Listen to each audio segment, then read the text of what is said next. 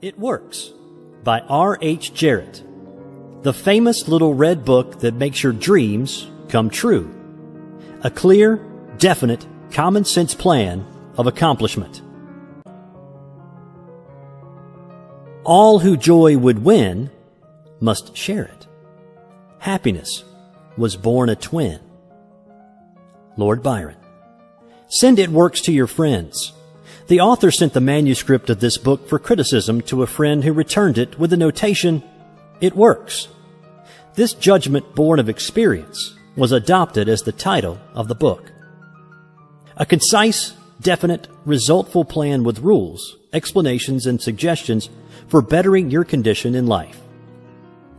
If you know what you want, you can have it. The man who wrote this book is highly successful and widely known for his generosity and helpful spirit. He gives full credit for all that he has accomplished in mastering circumstances, accumulating wealth, and winning friends to the silent working out of the simple, powerful truth which he tells of in his work.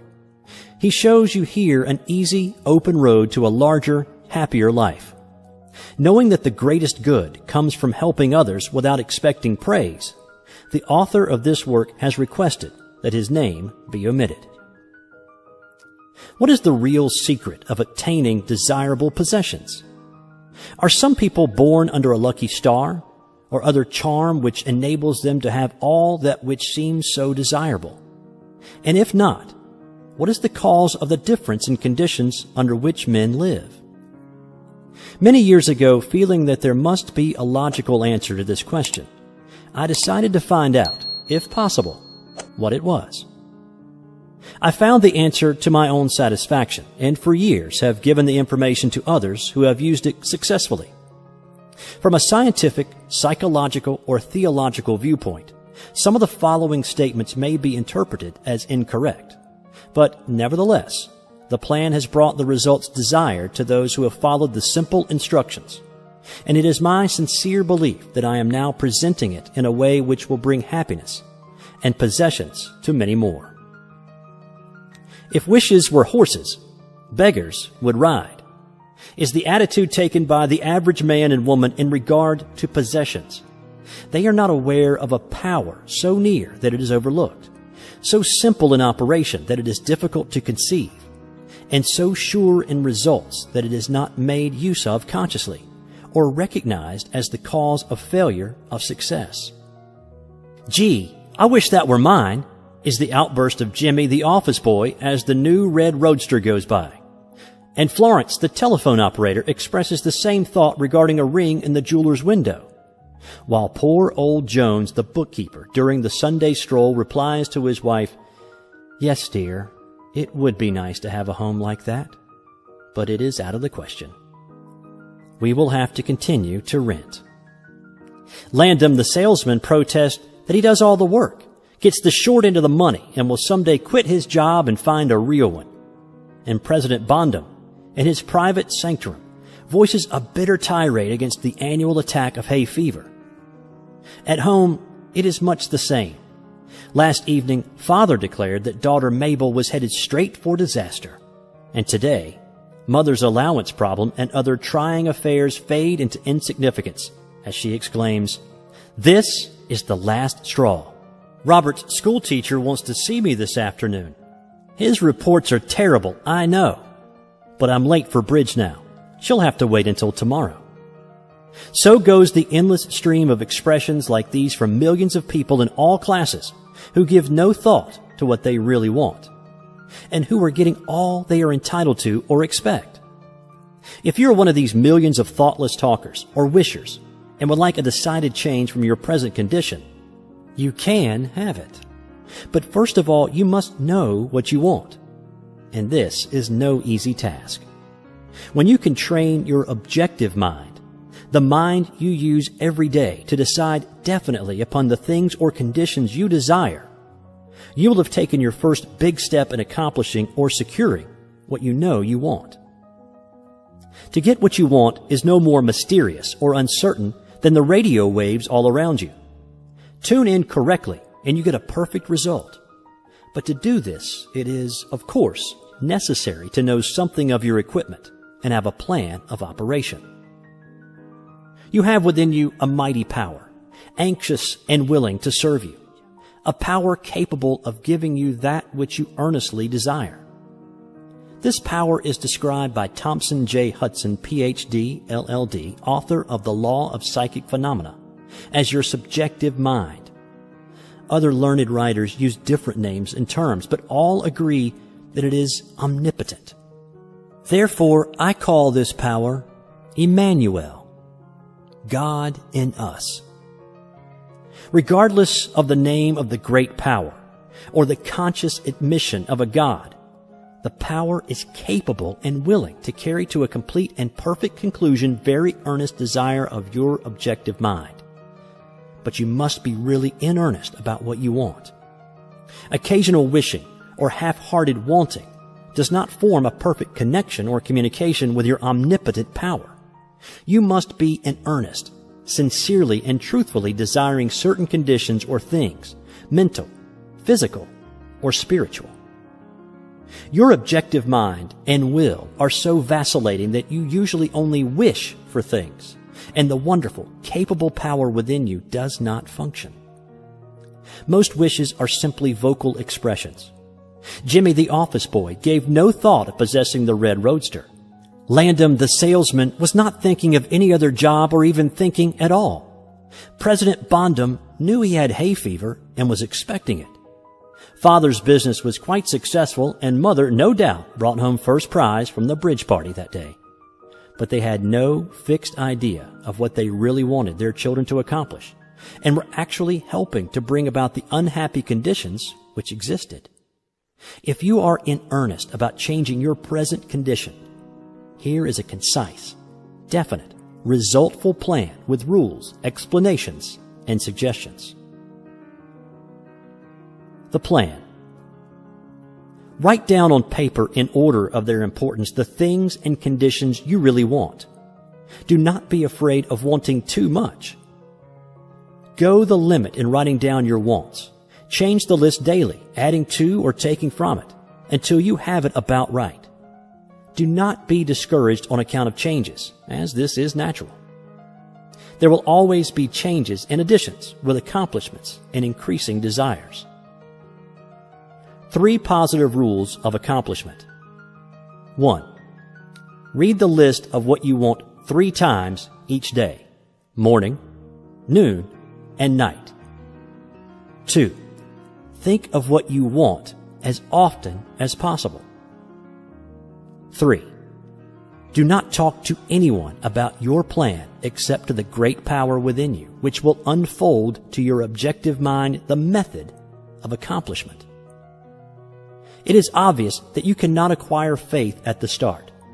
Some of your desires, from all practical reasoning, may seem positively unattainable, but nevertheless, write them down on your list in their proper place of importance to you. There is no need to analyze how this power within you is going to accomplish your desires. Such a procedure is as unnecessary as trying to figure out why a grain of corn placed in fertile soil shoots up a green stalk, blossoms, and produces an ear of corn containing hundreds of grains, each capable of doing what the one grain did. If you will follow this definite plan and carry out the 3 simple rules, the method of accomplishment will unfold quite as mysteriously as the ear of corn appears on the stalk, and in most cases, much sooner than you expect.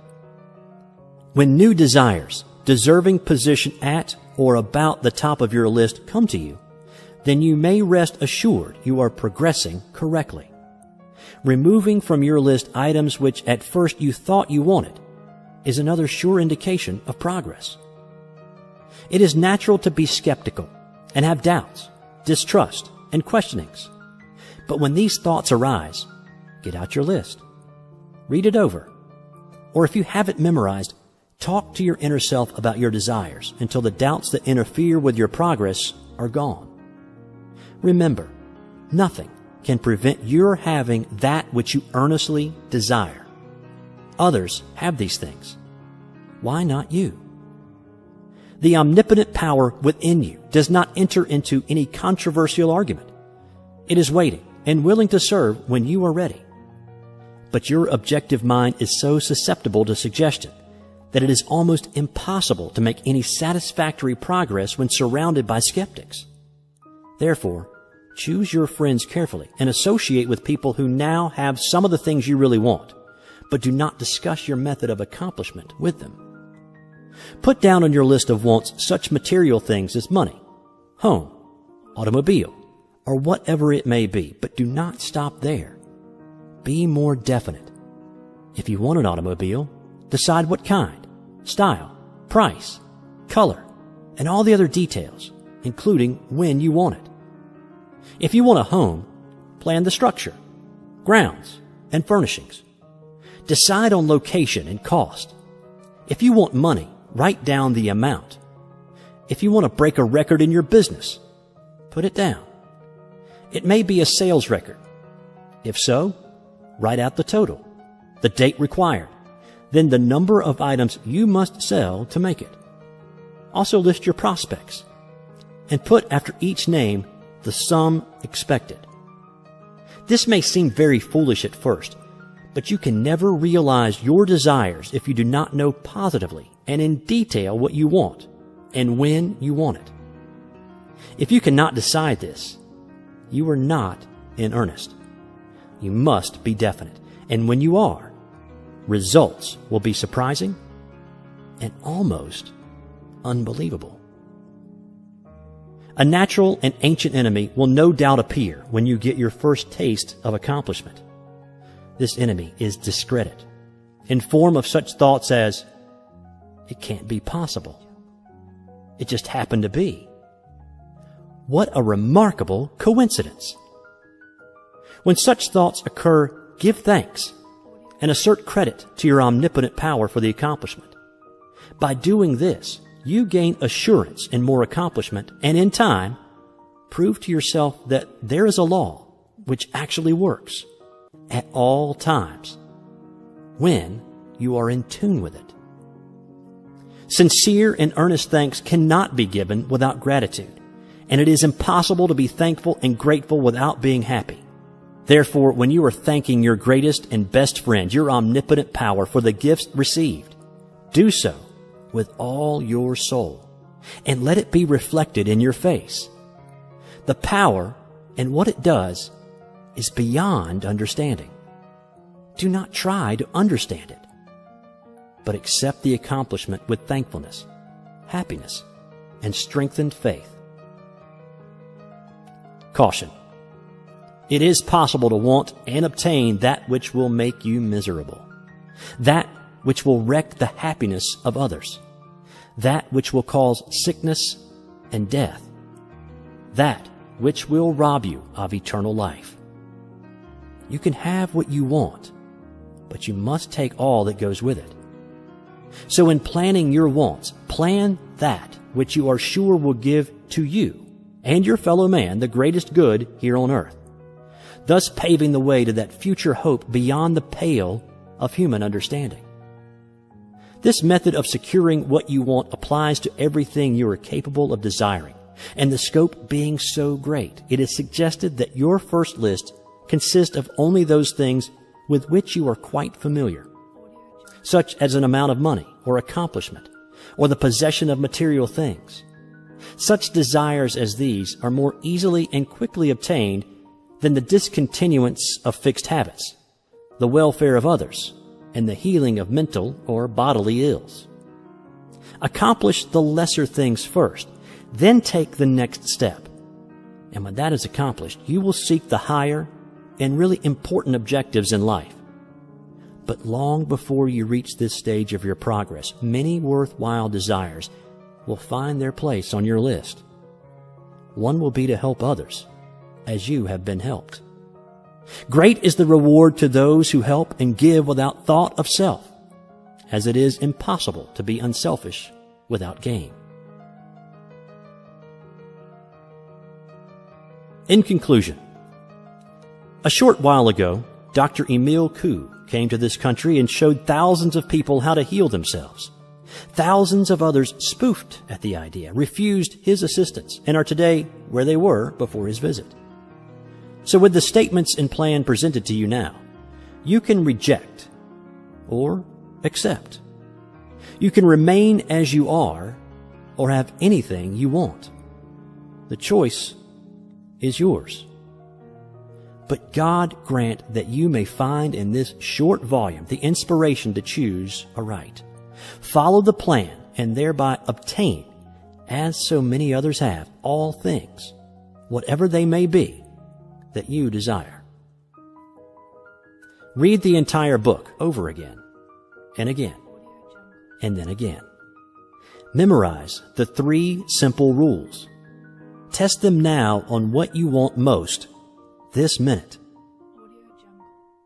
This book could have extended easily over 350 pages, but it has been deliberately shortened to make it as easy as possible for you to read, understand, and use. Will you try it? Thousands of bettered lives will testify to the fact that it works. A letter to you from the author. Dear reader, the great possessions of life are all gifts mysteriously bestowed.